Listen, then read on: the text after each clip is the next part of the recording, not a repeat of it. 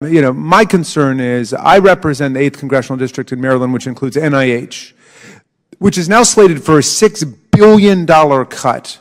These are the scientists who are trying to rescue the population from lung cancer and breast cancer and colon cancer and cystic fibrosis and asthma and these killer diseases.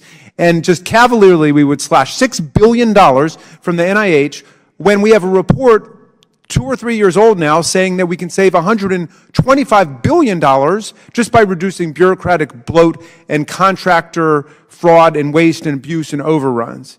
And I looked into the history of this last night. This goes back to the 1960s, the cost overruns, and the 1980s with the $2,500 coffee makers and the $600 toilet seats, scandal after scandal after scandal. And I want to ask someone, maybe Mr. Korb, but let me come back to you. You've got a long history in the military. When you have that kind of systemic repeat dysfunction over the decades, you got to believe it's not totally pathological. It's working for somebody.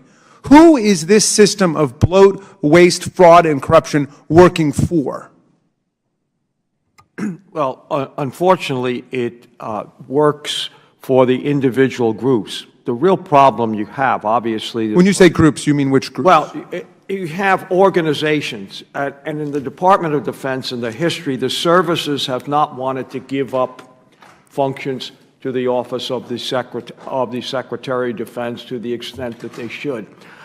You have, basically, you have people, as I pointed out in my testimony. You've got a Defense Logistics Agency, but the services won't give up a lot of their logistic functions. I used to argue with them all of the time to let us manage that. I think you have, and I mentioned this too, creating all these under and assistant secretaries. My goodness, I mean, why do you need that many people up there in the Office of the Secretary of Defense? And we keep creating them.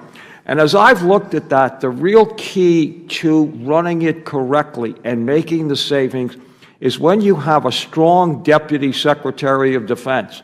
As I mentioned earlier, David Packard came in from Hewlett-Packard, and you go back and you look at the fact we didn't have the cost overruns. The budget was half of what it is now.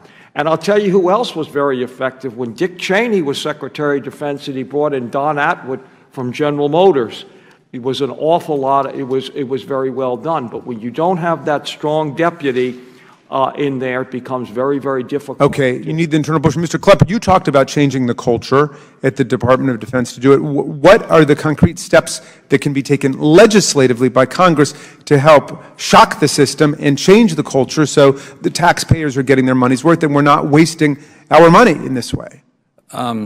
As a guy that's had a life as a change agent, that may be the biggest question I've heard today, because when you look at large cultures that have, and often an organization as big as DOD, it's not one culture. It's a whole bunch of tribes out there that have their own cultures because of the size of it.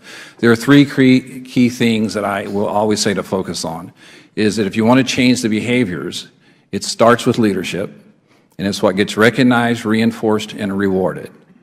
And to the extent as we worked our study across the institution, there is almost no trace.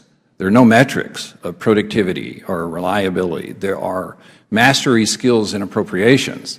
So I would say that the key would start with the head, and it would be that there's accountability for real measures of productivity.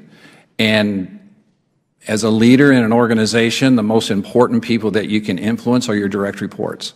Because as you look through the chain of command, and it's a long one in an organization the size and complexity of defense, anywhere in that chain of command you fail to get the support, the recognizing, reinforcing, rewarding of these kind of values, it creates a black hole in the organization, and black holes are where change goes to die.